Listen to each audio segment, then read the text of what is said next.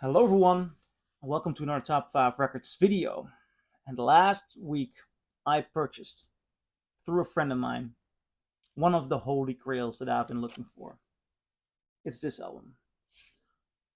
An original poppy US pressing of the late great Townes van Zandt. This has got to be one of the best albums ever. And even the reissues are tough to find. Nevertheless, today I'm going to do a comparison between three different versions of this album. I'll hold them up. What I have here is the original. I have the 2013 Omnivore pressing, and I have a 2015 Charly pressing. So, which one of these will be the best sounding, and what are the differences? Let me start out with the pressing that I started listening to and made me fall in love with this record. It's the 2015 Charly. And Charly is not known to be an audiophile label. Yet, they are the most common available pressings of Townes van Zandt. To understand the value of an original Townes van Zandt, you really need to know the backstory. A lot of these original pressings were done in just a couple of thousand. I mean, the exact numbers are unbeknown to me, but just a couple of thousands. He was, and then we're not talking 5,000 or something like that. I believe even under that. He was not a popular artist. He would be traveling from bar to restaurant to honky tonk place and play his songs. And he'd be traveling with some of his records so he could sell them himself. They were sold in stores, but it's not like a Grateful Dead or something like that. Yet there went great care into this album. There is an orchestra there. There is incredible recording quality going on. And that incredible recording quality can be heard on this pressing because the Charly is, well, as a starter, not bad. I do wonder. I think that they used the CD remaster for this, and the CD remaster has some digital echo. They've been messing around. I do notice on this album that things were added like noise reduction. There is noise reduction on this. The noise reduction reduces noise, of course, but it also reduces more than just noise. It also reduces detail. They've been messing with the sound to give you a clear representation of the album. I always oppose that. And if there are easy other records available, I'd say throw it in the bin. But although some detail is lacking, you hear altering, you hear slightly a digital texture, which doesn't have to be a problem. Uh, it's just a great recording, and it's great to have on vinyl, and it's great to hear his voice. Um, on vinyl, it's not an incredible pressing, far from it. I did enjoy it. It's not one of those that I did throw away. But um, the moment I found the Omnivore, and I must say about the Omnivore, this one's hard to find. This is a 2013 Omnivore. Um, 2013 Omnivore. I got it here. They did an incredible reissue, and this is already a treasured reissue, and people are paying a lot of bucks for this. Why are they paying a lot of bucks for this? Omnivore released this pressing in 2013 together with High, Low, and In Between. And they got a lot of mad emails with regard to the High, Low, and In Between because it was not the audiophile quality that people expected it to be. Now, I read an email from somebody mailing Omnivore, and they said, yeah, well, basically what we did was we used the master tapes and we did not want to alter it. We did not want to mess around. High, Low, and In Between was a recording of far lesser quality. And they were not messing around with the master tape. That's what you hear here. I think that is a wise choice because this one compared to the Charly one, the difference is incredible. Obviously, more detail.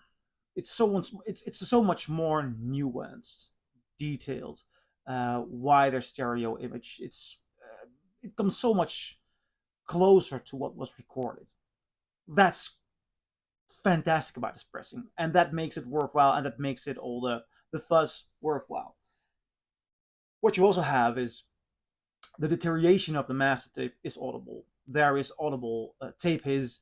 There is honestly, I didn't notice them, but I read comments from people on the internet that said that you can hear sometimes when moments of tape were edited together, or stitches that were made. I didn't notice it listening to it.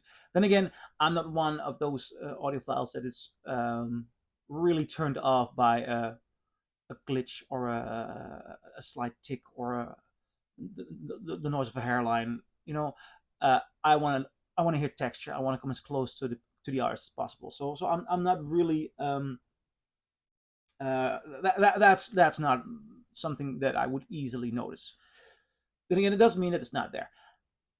This is I was so happy with this pressing, and I'm still happy with this pressing, because just the idea that you're hunting down the master tape and releasing this album as the master tape is, with no involvement, I like that. I think that's ballsy, and it brings us close to what is left there. If you have it, be very happy, because it's tough to find.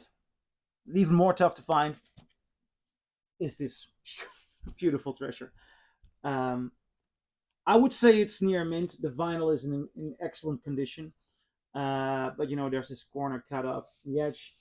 But this is an original,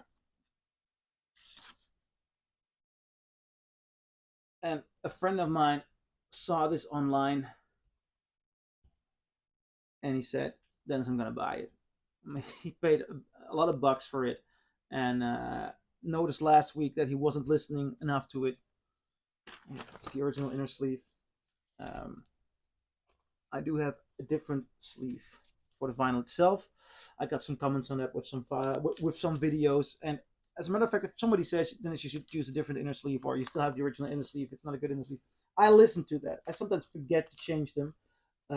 This one's gonna get a ultrasonic cleaning. Somebody around the corner here does that, and even though it has not been ultrasonically cleaned, even though that putting this on is it sends chills down my spine.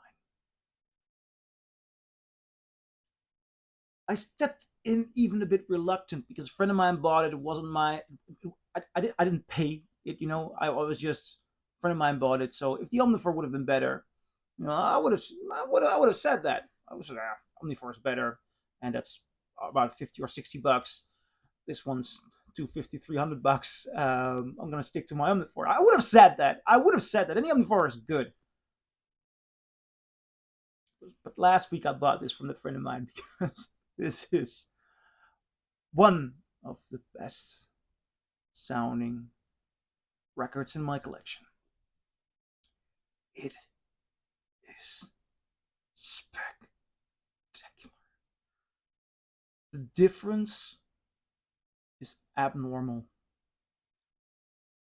First thing to notice is it has punch, it has bass, it has an incredible presentation of the highs. I mean, the way the mandolin and the fiddle here sound in the high are just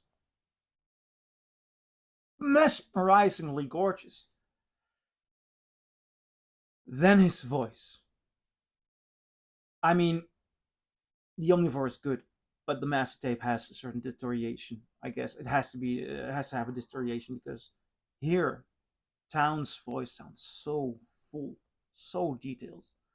So the recording sounds warm. His voice is what it is. I mean, there are so many nuances in his voice. The recording is so full and incredible. It is mesmerizingly good. And I can't wait what this even sounds like.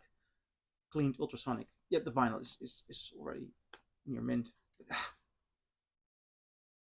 This is just incredible. One of the most extreme comparisons I have done. The difference between these three pressings is huge. Yet, on all three pressings, the quality of this recording survives and will grab you nevertheless. If you ever find this, if you ever come across an original Poppy, late great Townes van Zandt, do yourselves a favor and take it with you, because this will be the treasure of a lifetime. So I'm curious, what do you think? Do you agree? Do you disagree? Leave a comment below and I'll see you in my next video. Bye.